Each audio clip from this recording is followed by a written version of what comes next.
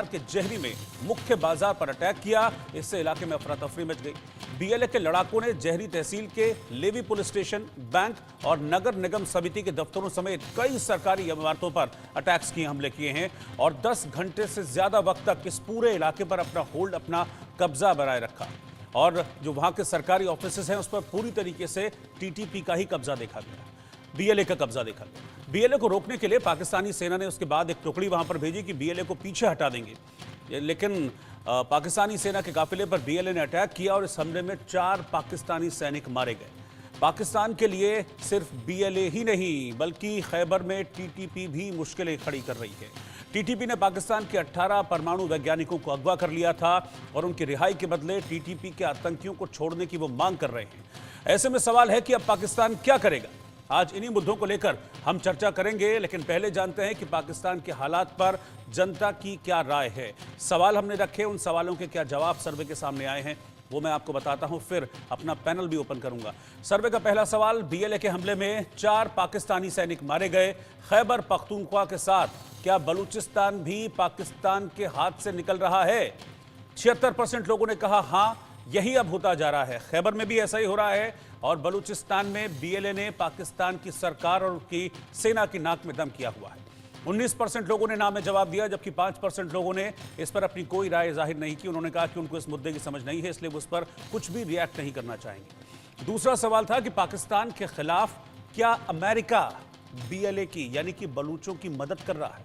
67% लोगों ने कहा हां, इसके पीछे अमेरिका का हाथ है और जो रसद चाहिए, जो खाद पानी चाहिए यानी कि जो हथियार चाहिए, गोला बारूद चाहिए, वो अमेरिका की तरफ से सप्लाई किया जा रहा है। क्योंकि पाकिस्तान और चीन की जो बढ़ती हुई दोस्ती है उससे अमेरिका बौखलाया हुआ है।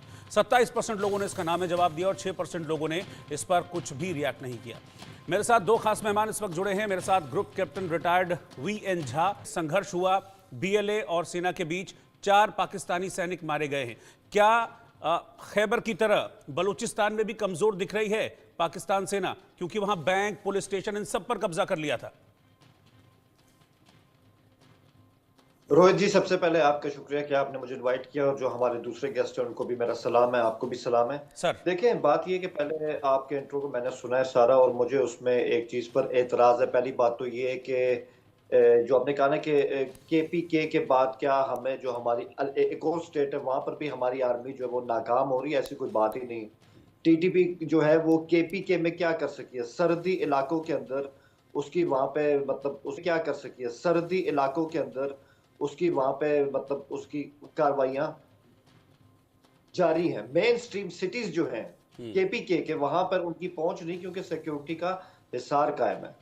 तो पहले तो ये चीज आप ठीक कर लें कि हमारी आर्मी बिल्कुल भी केपीके में कमजोर नहीं पड़ी है और एक बंद बांध के उनके सामने खड़ी है और उनको कुचल भी रही है।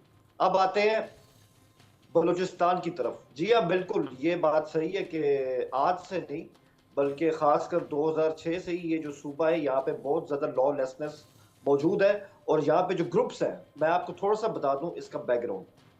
बलूचिस्तान बेसिकली एक ट्राइबल स्टेट रही है हमेशा से, लेकिन 2010 के बाद से वहां पे जितने भी सरदार थे ट्राइबल जो थे उनके हाथ से चीजें जा चुकी हैं। जो हमारा सदर्न इलाका है बलूचिस्तान का, वहां से जो मकामी लोग हैं, जो वहां की मिडिल क्लास है, वो अब जो है उनको जिस तरह से ट्रेन किया जा रहा है, उनको जिस तरह से गुमराह किया जा रहा है हमारी स्टेट के खिलाफ, ये वो लोग हैं जिन्होंने हथियार उठाए और यही बीएलए बीआरए बने हैं और पूरा इत्तेहाद बन गया। इनकी जितनी भी ऑर्गेनाइजेशन है बलोच राजी के नाम से उनका इत्तेहाद बन गया है, जो इस वक्त हमारी आर्मी के खिलाफ, एफसी के खिलाफ वहां पर एक्शन कर रहे हैं। तो ये इसका बैकग्राउंड है।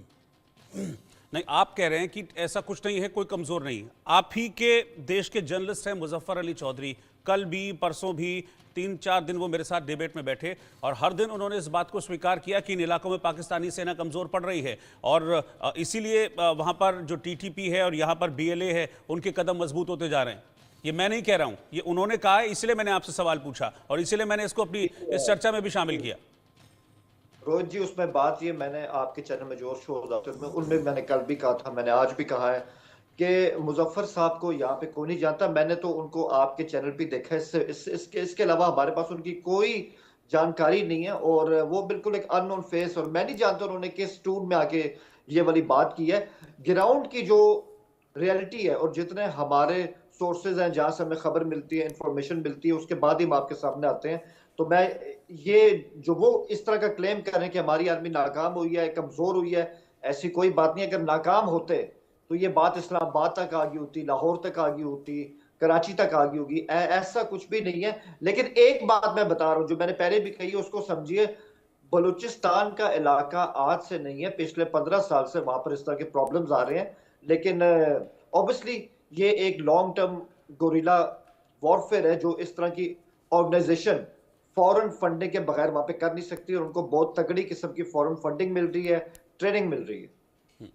ठीक है, मैं एक सवाल वीएन झा सर से लेता हूं, फिर मैं आपके पास आऊंगा हुसैन साहब।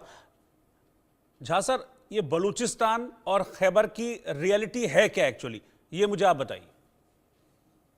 देखिए, ये दोनों प्रोविंस हैं, इसको पाकिस्तान